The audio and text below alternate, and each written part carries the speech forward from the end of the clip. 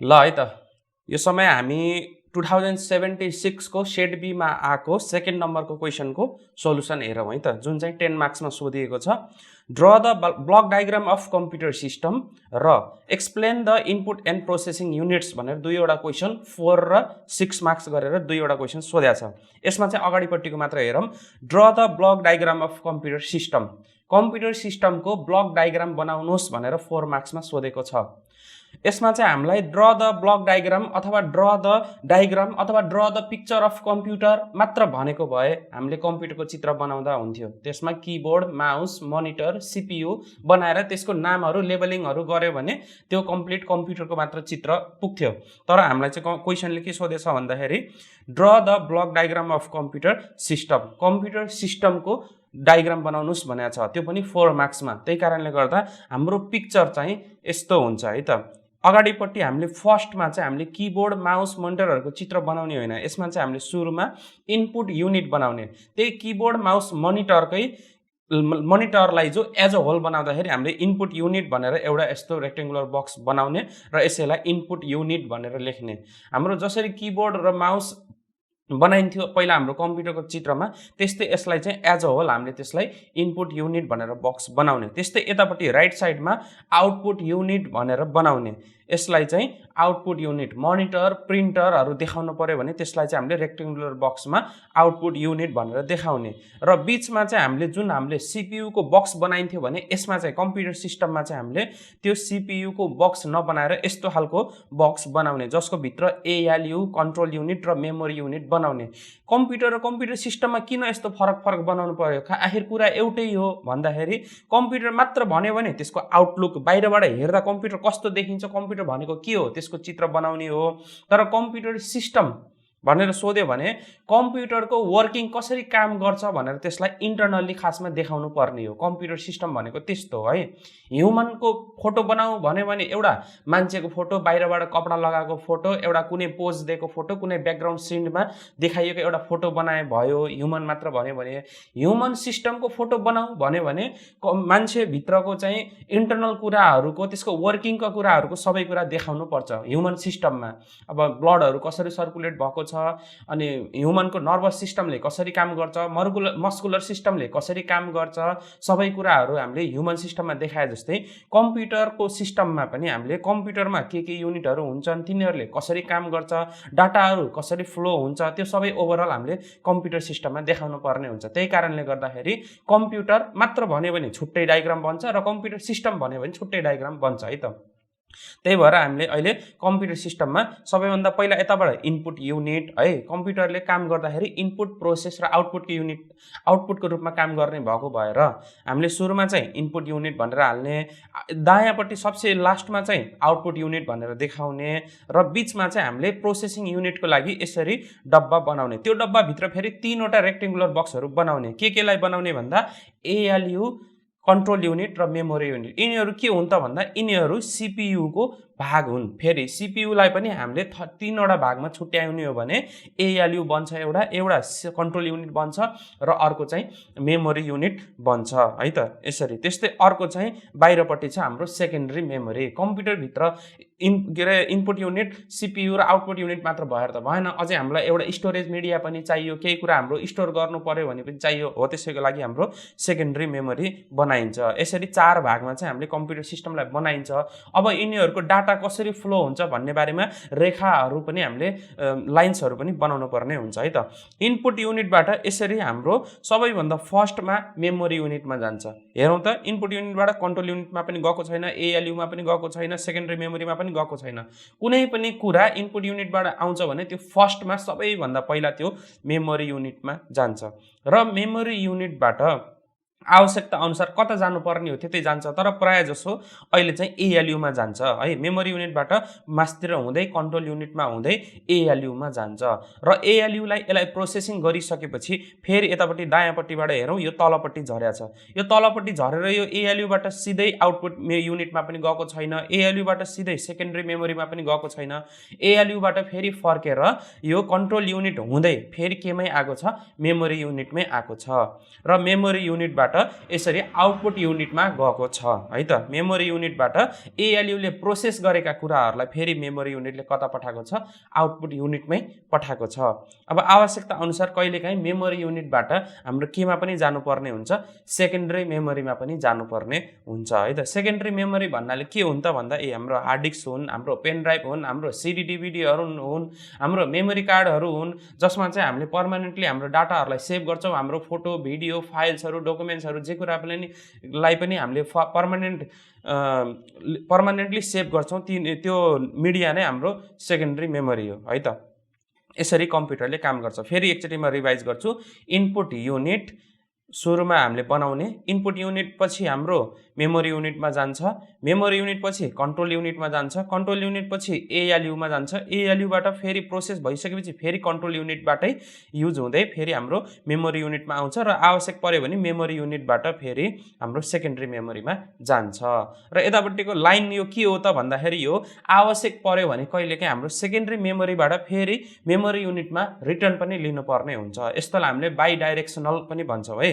यो चाहिँ आवश्यक पर्यो भने कहिलेकाहीँ सेकेन्डरी मेमोरीबाट हाम्रो माथि मेमोरी युनिटमा पनि तान्नुपर्ने हुन्छ। र यो सबै मेमोरी युनिटमा एएलयुबाट भइसकेको काम, सेकेन्डरी मेमोरीबाट आएको काम हामीलाई आउटपुट युनिटबाट देखाउनु पर्यो भने पनि हाम्रो मेमोरी युनिटबाट हुँदै आउटपुट युनिटमा जान्छ है त। त्यस्तै हाम्रो यो बीचबीचमा यो ड्यास ड्यासवाला लाइन पनि छ। यो लाइनले केलाई जनाउन खोजेको भन्दा यो चाहिँ कन्ट्रोल युनिटको काम हो। कन्ट्रोल युनिटले जताततै हात हाल्छ। यसको चाहिँ एक ठाउँदेखि अर्को ठाउँमा पुर्याउने मात्र काम होइन। कन्ट्रोल युनिटले इनपुट युनिटदेखि मेमोरी युनिटसम्म ल्याउनु पर्यो भने पनि कन्ट्रोल युनिटले काम गर्छ। एएलयुदेखि मेमोरी युनिटसम्म ल्याउनु पर्यो अथवा लान पर्यो भने पनि कन्ट्रोल युनिटले काम गर्छ। मेमोरी युनिटबाट आउटपुट युनिटमा जानु पर्यो भने पनि कन्ट्रोल युनिटले काम गर्छ। मेमोरी युनिटबाट सेकेन्डरी मेमोरीमा जानु पर्यो भने पनि कन्ट्रोल युनिटले जो काम गर्छ। त्यही भएर यो ड्यास ड्यासवाला लाइन कन्ट्रोल युनिटको छुट्टै लाइन हो भनेर बताउन खोजिएको है त। यति बनाइयो भने हाम्रो 4 मार्क्सको कम्प्युटर सिस्टमको ब्लक डायग्रामको आन्सर कम्प्लिट हुन्छ। अझै यसमा चाहिँ अलिकति लेख्न सकियो भने अझै राम्रो हुन्छ। इनपुट युनिटबाट सीपीयूमा जान्छ, सीपीयूमा मेमोरी युनिटमा जान्छ, मेमोरी युनिटबाट एएलयुमा प्रोसेस भइसकेपछि आवश्यक पर्यो सेकेन्डरी मेमोरीमा जान्छ, होइन भने आउटपुट युनिटमा जान्छ भनेर इङ्ग्लिसमा 1-2 लाइनको स्टेटमेन्ट लेख्न सक्यो भने फुल कम्प्लिट अझै बेस्ट आन्सर हुन्छ। नभए ब्लक डायग्राम मात्र सोधेको कारणले, डायग्राम बनाउनुस् मात्र भनेको कारणले यति मात्र बनाउँदा पनि हाम्रो चाहिँ आन्सर कम्प्लिट हुन्छ। तर अन्तिममा हामीले डायग्राम अफ कम्प्युटर सिस्टम भनेर यो चाहिँ के को फिगर हो, यो चाहिँ के को चित्र हो भनेर हामीले यो चाहिँ लेख्नै पर्ने हुन्छ है त। यति गरिसकेपछि हाम्रो 4 मार्क्सको आन्सर कम्प्लिट भयो। त्यस्तै अर्को पहाडीको 6 मार्क्सको लागि आन्सर हेरौँ। Explain the input and processing units भनेको के हो त यो क्वेसनले भन्दाखेरि इनपुट युनिट्स अघि हामीले जसरी ब्लक डायग्राममा इनपुट युनिट भनेर छुट्टै बनाएको थियौँ, त्यस्तै बिचमा चाहिँ यो सीपीयूको भाग 3वटा भाग हामीले यो प्रोसेसिङ युनिट हो यसको बनाएको थियौँ। यसैलाई जो एक्सप्लेन गर्नुहोस् भनेर क्वेसनले सोधेको छ है त। अब यसैलाई कसरी गर्ने बारेमा आन्सरहरू हेरौँ। इनपुट युनिट है त। सबैभन्दा पहिला हामीलाई क्वेसनले के सोधेछ, इनपुट युनिट। क्वेसन देख्नु बित्तिकै हामीले त्यसको लागि मार्क्स छुट्टै हाल्नुपर्छ र त्यही अनुसार गर्नुपर्छ है। जानेछु भन्दैमा मैले पुरै 3-4 पेजै लेख्ने, 5-10 पेजै लेख्ने पनि होइन, तर जान्दैन भने थोरै पनि लेख्ने त होइन, तर मार्क्स हेरिकन मार्क्सको आधारमा लेख्ने हो। अहिले हामीलाई 6 मार्क्समा क्वेसन, टोटल क्वेसन पछाडिको लागि 6 मार्क्स सोधेको छ भनेपछि हामीलाई यहाँ 2वटा क्वेसन सोधेको छ। हेर्दा एउटै स्टेटमेन्टको क्वेसन भए पनि 2वटा क्वेसन इनपुट युनिट र प्रोसेसिङ युनिट भनेर 2वटा सोधेको छ भनेपछि आधा, त्यो 6 मार्क्सलाई पनि आधा आधा गर्दाखेरि 3 मार्क्स हो। इनपुट युनिटको लागि मात्र 3 मार्क्स हो। अब त्यही 3 मार्क्सको लागि 3 मार्क्सकै आधारले हामीले चाहिँ एक्सप्लेन गर्नुपर्ने हुन्छ है त। सबैभन्दा पहिला इनपुट युनिट भनेर हेडिङ लेख्ने, मिल्छ भने त्यसलाई अलिकति फेन्सी देखाउनको लागि बोल्ड पनि गर्ने, ताकि टिचरले चेक गर्दाखेरि ठ्याक्क इनपुट युनिटको बारेमा कहाँ लेखेको रहेछ त भनेर अटोमेटिक झ्याप्प आँखा जाओस् के।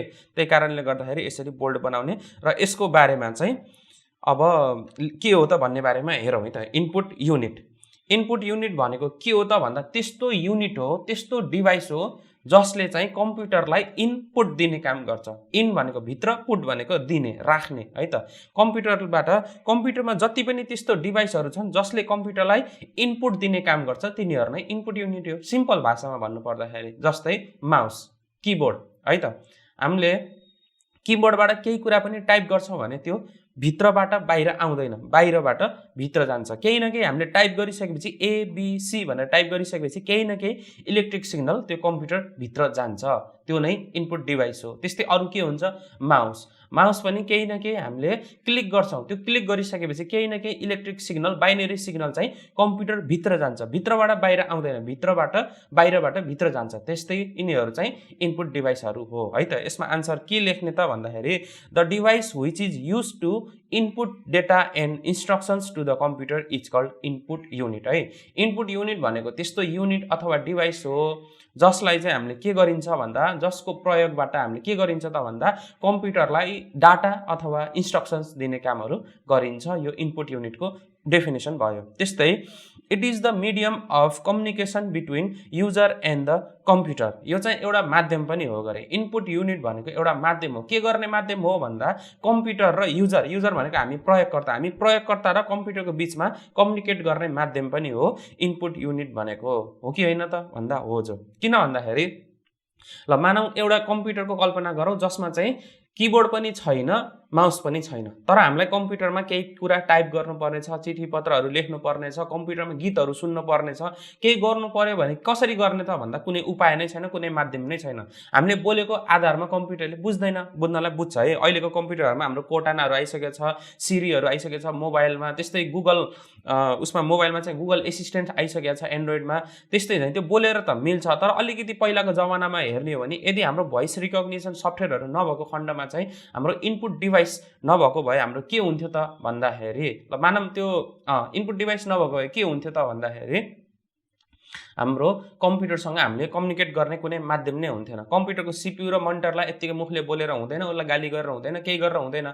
उसलाई चाहिँ उसले भाषामै बुझ्ने गरी उसलाई निर्देशन दिनको लागि हामीले के गर्नुपर्छ त भन्दाखेरि किबोर्ड र माउसकै युज गर्नुपर्छ है त। त्यही कारणले गर्दाखेरि किबोर्ड र माउस भनेको इनपुट युनिट हो। त्यही input unit is the medium of communication between user and the computer. Computer र युजरको बिचमा एउटा मध्यस्थकर्ताको रूपमा, एउटा माध्यमको रूपमा काम गर्छ। कसले भन्दा इनपुट युनिटले है त। त्यस्तै an input device converts input data into suitable and understandable form to the computer. उसो भए इनपुट डिभाइसले कसरी के गरी काम गर्छ त भन्दाखेरि इनपुट डिभाइसले कम्प्युटरले बुझ्ने भाषामा हामीले जुन क्लिक गर्छौँ त्यो क्लिक गरेको के हो, त्यो क्लिकले के भन्न खोजेको भन्ने कुरालाई कम्प्युटरले बुझ्ने भाषामा त्यसले कन्भर्ट गर्छ है त। त्यस्तै किबोर्डमा हामीले बुझ्ने भाषामा त ABCD XYZ भनेर हानौला, हामीले बुझ्ने भाषामा कन्ट्रोल सी त C भनेर यसरी कमान्ड पनि दिउँला, तर कम्प्युटरले त आफैले त बुझ्दैन हो। त्यो बुझ्ने भाषामा कन्भर्ट गराउने काम, कम्प्युटरले बुझ्ने भाषामा के भन्न खोजेको युजरले भनेर बताउने काम चाहिँ कसले गर्छ भन्दा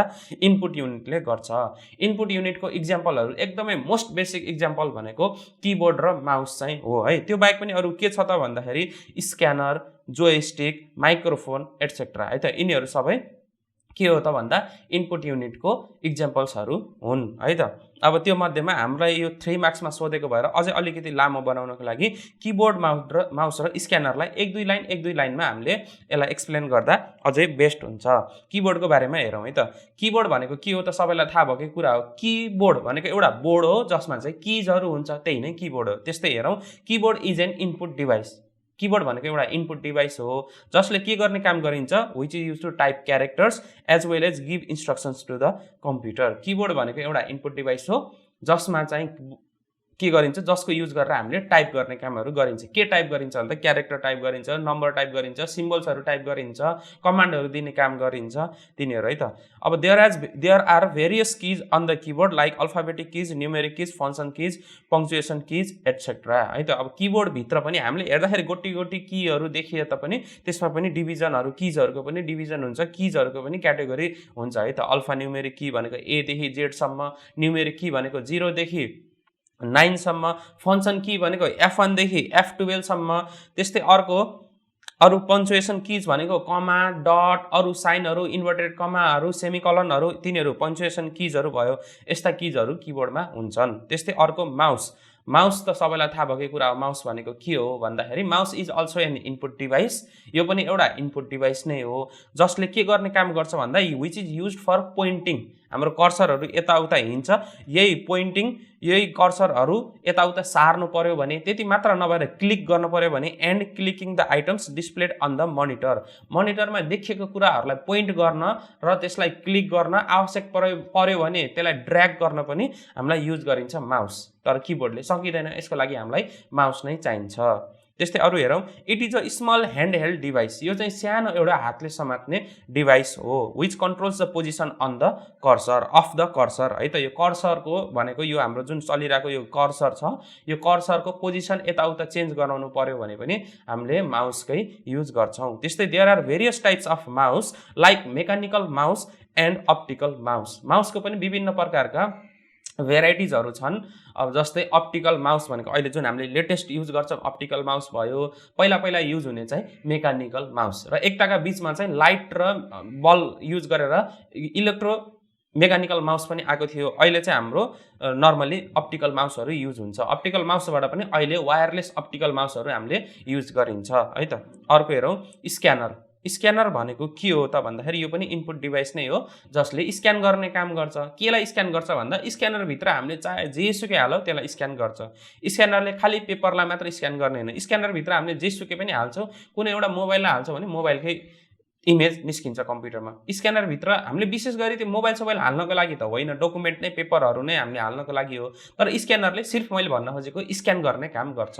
स्क्यानरको नामले भने जस्तै स्क्यानरले स्क्यान गर्ने काम गर्छ र स्क्यान गरिसकेपछि त्यसले कम्प्युटरलाई के गर्छ भन्दाखेरि त्यसले डिजिटल फर्मेटमा त्यो फोटो त्यसले निकालिदिन्छ। हामीले स्क्यानरबाट स्क्यान गरेको डकुमेन्टलाई कम्प्युटरभित्र त्यसले पठाइदिन्छ र कम्प्युटरको स्क्रिनमा मनिटरमा देखिन्छ।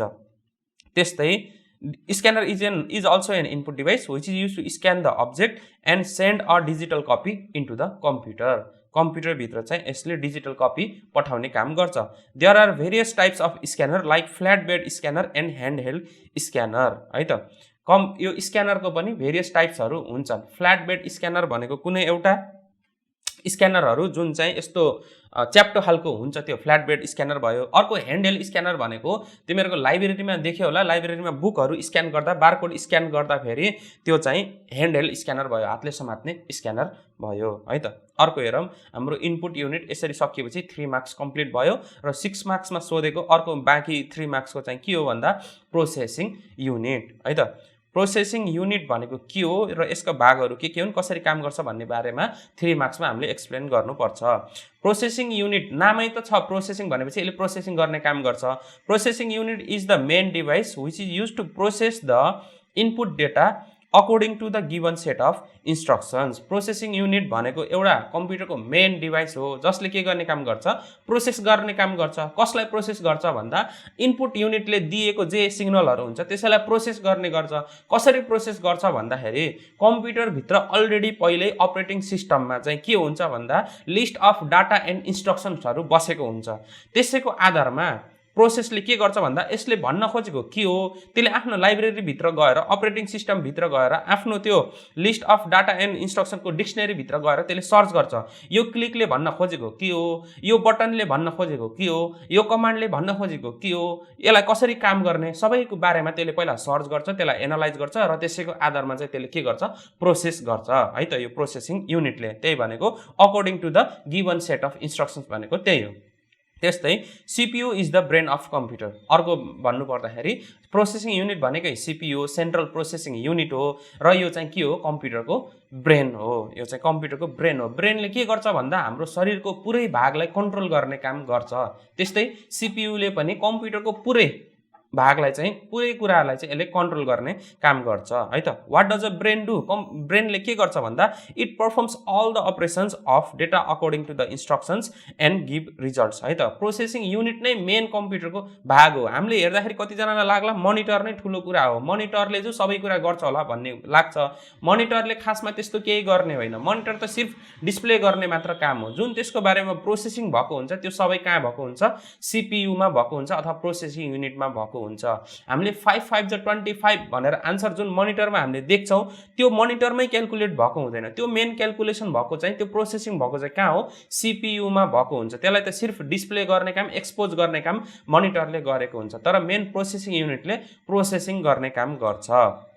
अर्को, it executes the program instructions and tell other parts of the computer what to do है। सेन्ट्रल प्रोसेसिङ युनिटले अघि भनिहाले ब्रेन अफ द कम्प्युटर हो, ब्रेनले सबै पार्ट्सहरूलाई रेगुलेट र कन्ट्रोल गर्ने काम गर्छ, म्यानेज गर्ने काम गर्छ। त्यस्तै कम्प्युटरमा पनि पहिला त्यसले प्रोसेस गर्छ डाटा र इन्स्ट्रक्सनहरूलाई, प्रोसेस गरिसकेपछि त्यसले कुन चाहिँ हार्डवेयरलाई, कम्प्युटरको अरू भागलाई के निर्देशन दिनुपर्ने हो त्यसले दिन्छ। जस्तै मानव उदाहरणको लागि मैले क्यामेरा भनेर मोबाइलमा अन गरेँ भने अथवा कम्प्युटरमा क्यामेरा भनेर अन गरेँ भने के गर्छ, पहिला सीपीयू त्यसलाई बुझ्छ, यसले के गर्न खोजेको, युजरले के भन्न खोजेको, मलाई के निर्देशन दिएको, पहिला उसले बुझ्छ, त्यसलाई प्रोसेस गर्छ र उसले चाहिँ अब क्यामेरालाई ल तँलाई पालो आएको छ, काम आएको छ, तँलाई अन हो भनेर त्यसले क्यामेरालाई इन्स्ट्रक्सन दिन्छ र त्यसपछि क्यामेरा अन हुन्छ। भनेपछि सबै यो त क्यामेराको मात्र इक्जाम्पल भयो। त्यस्तै अरू कुराहरूमा पनि यसलाई चाहिँ सबै हार्डवेयरहरूलाई कन्ट्रोल गर्ने काम पनि सीपीयूले जो गर्छ। अब सीपीयूको भागहरू पनि 3 वटा हुन्छन् है त, ALU, memory unit, control unit. अघि हामीले ब्लक डायग्राममा हेरे जस्तै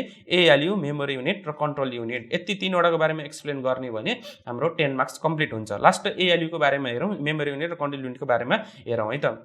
ALU को फुल फर्म हुन्छ arithmetic and logic unit. ALU stands for arithmetic and logic unit. It performs arithmetic and logical operations. यसले के गर्छ त, ALU को मेन काम भनेको अर्थमेटिक र लोजिकल क्यालकुलेसनहरू गर्ने काम गर्छ। अर्थमेटिक भन्नाले बेसिक म्याथमेटिकको हिसाब किताबहरू गर्ने काम गर्छ, मल्टिप्लिकेसन, डिभिजन, एडिसन, सबट्र्याक्सन यो सबै गर्नु पर्यो भने मोनिटरले पनि गर्दैन, किबोर्डले पनि गर्दैन। यो गर्ने कसले हो भन्दाखेरि सीपीयूले। सीपीयू भित्रको पनि मेमोरी युनिटले पनि गर्दैन, कन्ट्रोल युनिटले पनि गर्दैन, हार्ड डिस्कले पनि गर्दैन, केसीले पनि गर्दैन। केले गर्छ त भन्दा अर्थमेटिक एन्ड लोजिक युनिट भन्नाले अथवा एएलयूले त्यो हिसाब किताबहरू गर्छ। त्यस्तै बाँकी लोजिकल क्यालकुलेसन, लोजिकल अपरेसन भनेको के हो त भन्दाखेरि कम्पेरिजन टाइपको कुराहरू।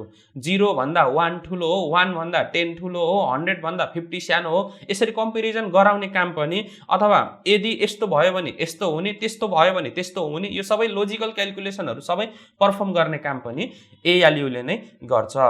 Arithmetic operations are the fundamental mathematical operations like addition, subtraction, multiplication and division। अघि मैले भने जस्तै अर्थमेटिक क्यालकुलेसन भनेको के हो त भन्दाखेरि यही एडिसन अथवा सबट्र्याक्सन अथवा मल्टिप्लिकेसन अथवा डिभिजनहरू हुन्। त्यस्तै लोजिकल क्यालकुलेसन अथवा लोजिकल अपरेसन भनेको के हो भन्दा कम्पेरिजन्स, अघि मैले भने जस्तै कम्पेरिजन गर्ने। अर्को लोजिकल एन्ड भन्ने, एन्ड यदि यो र त्यो, त्यो र त्यो, यो र त्यो र भनेर बताउनु पर्यो भने। त्यस्तै अर यो अथवा त्यो, त्यो अथवा त्यो, त्यो अथवा त्यो भनेर बताउनु पर्यो भने। त्यस्तै लोजिकल नट, यो होइन भने, यदि त्यस्तो होइन भने, यदि त्यस्तो हो भने, यस्ता खालको कम्पेरिजनहरू गर्नु पर्यो भने चाहिँ एएलयूले काम गर्छ। त्यस्तै मेमोरी युनिट। मेमोरी युनिट भन्ने बित्तिकै मेमोरीले त स्टोर गर्ने काम हो है त। Memory unit is a part of the CPU. यो चाहिँ कम्प्युटर भित्रको पनि सीपीयू भित्रको पनि एउटा पार्ट हो मेमोरी युनिट, विच स्टोर्स है त। मेमोरी युनिट भन्ने बित्तिकै स्टोर गर्ने कामै गर्छ। के स्टोर गर्छ भन्दा data, instructions and immediate results temporarily. यसमा चाहिँ पर्मानेन्टली भने होइन है, immediate results temporarily during execution of a program भनेको चाहिँ जस्तै मैले विनवर्ड खोलेँ, विन मोडमा खोलेपछि भित्र गएर my name is dash dash dash भनेर मैले समथिङ केही लेखेँ। त्यो लेखुन्जेलसम्म केले होल्ड गरेको हुन्छ भन्दाखेरि मेमोरी युनिटले होल्ड गरेको हुन्छ। त्यो लेख्दा लेख्दा झ्याप्प लाइन गयो, अर्कोचोटि मैले विनवर्ड खोलेर त्यो खोज्ने हो भने त्यो त्यहाँ हुँदैन। किन हुँदैन भन्दा त्यसलाई मेमोरी युनिटले टेम्पोरेरीली त्यसलाई स्टोर गरेको हुन्छ। उसो भए हामीले सेभ गरेका कुरा त फेरि खोलेर हेर्दाखेरि त्यो त आउँछ त। कसरी आउँछ भन्दा त्यो चाहिँ जब हामीले सेभ गर्छौँ त्यो सेकेन्डरी मेमोरीमा जान्छ। यो सीपीयू भित्रको मेमोरी युनिटमा जाँदैन, त्यो चाहिँ सेकेन्डरी मेमोरीमा जान्छ, हार्ड डिस्कमा जान्छ। त्यही कारणले गर्दा अर्कोचोटि खोलेर हेर्दाखेरि त्यो त्यहाँ हुन्छ ओपन गरेर हेऱ्यौँ भने। तर मेमोरी युनिटले होल्ड गरेको कुरा टेम्पोरेरीली मात्र होल्ड गर्छ। त्यही कारणले गर्दा केही कुरा लेख्दै गर्दा, काम गर्दै गर्दासम्म केले होल्ड गरेको हुन्छ, इमिडिएट रिजल्ट्सलाई चाहिँ, त्यो इमिडिएट प्रोसेसिङलाई केले होल्ड गरेको हुन्छ, मेमोरी युनिटले।